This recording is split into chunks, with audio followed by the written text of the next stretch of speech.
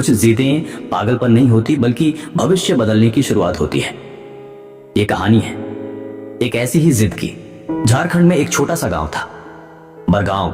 वहां मिट्टी की खुशबू और महुआ के फूलों के बीच एक घर ऐसा था जहां सपनों को उड़ने की इजाजत नहीं थी, खास तौर पर अगर वह सपना किसी लड़की का हो। इसी गांव में रहती थी नेहा वर्मा, एक 16 साल की लड़की जिसकी आंखों में आसमान के रंग भरे थे। उसके पिता शंकर वर्मा एक साधारण किसान थे और मां सावित्री देवी गृहिणी। घर में साधन कम थे लेकिन मेहनत में कोई कमी नहीं था।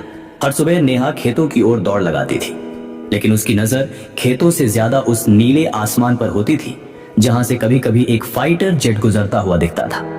वो क्षण नेहा के लिए जादू जैसा होता था। एक दिन उसने मां से पूछा, मां, मैं जहाज उड़ाना चाहती हूं, क्या मैं पायलट बन सकती हूं? मां ने पल भर चुप रहकर कहा, बन सकती है बेटा, लेकिन रास्ता आसान नहीं होगा। नेहा के स्कूल में जब एयरफोर्स अकादमी के बारे में बताया गया तब पहली बार उसने सुना कि लड़कियां भी अब इंडियन एयरफोर्स में पायलट बन सकती हैं। उस दिन से उसका लक्ष्य तय हो गया। लेकिन गांव में यह बात मजाक बन गई। लोग कहते, नेहा तो पगला गई है, अब खेत की लड़की आसमान की बातें करती है। स्कूल के बाद वह अकेले ही पास के कस्बे की जनता लाइब्रेरी जाती थी। वहां पुराने अखबारों, किताबों और मोबाइल में मिलने वाले फ्री मटेरियल से पढ़ाई करती। घर में एक पुराना मोबाइल था जिसमें इंटरनेट धीमा चलता था, लेकिन नेहा ने उसी से यूट्यूब पर तैयारी शुरू की। रात के खाने के बाद जब पूरा गांव सो जाता तब नेहा एलईडी की हल्की रोशनी में पढ़ाई करती थी। जब उसने पहली बार परीक्षा दी तो उसे लगा कि वह पास हो जाएगी, लेकिन रिजल्ट आया तो पता चला कि वह फेल हो गई है।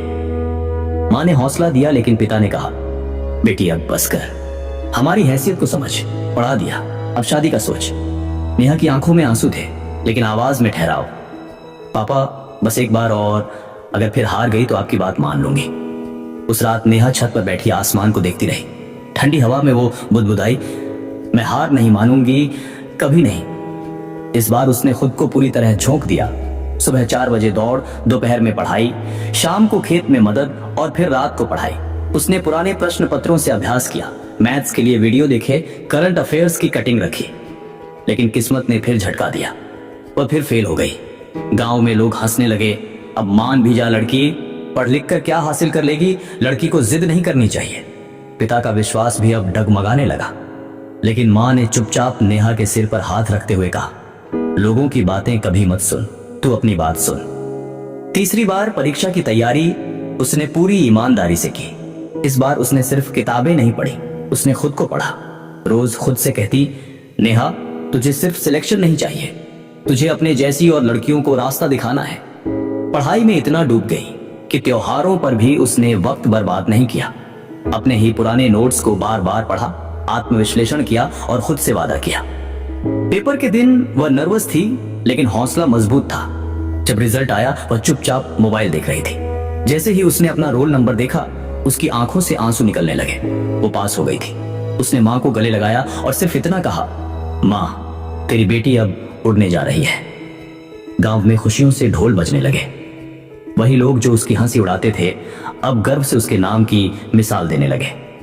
एयरफोर्स ट्रेनिंग में नेहा ने हर चुनौती को सिर उठाकर झेला। कई बार गिरती, चोट लगती, लेकिन फिर खड़ी हो जाती।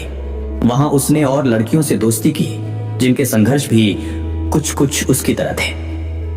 ट्रेनिंग खत्म होने के बाद जब उसने पहली बार यूनिफॉर्म पहनी तो उसे खुद पर गर्व हुआ। एक दिन उसे झारखंड में ही एक पब्लिक फंक्शन में बुलाया गया जहां उसे सम्मानित किया गया। मंच पर उसने कहा, जिद हो तो ऐसी हो जो हालात बदल दे।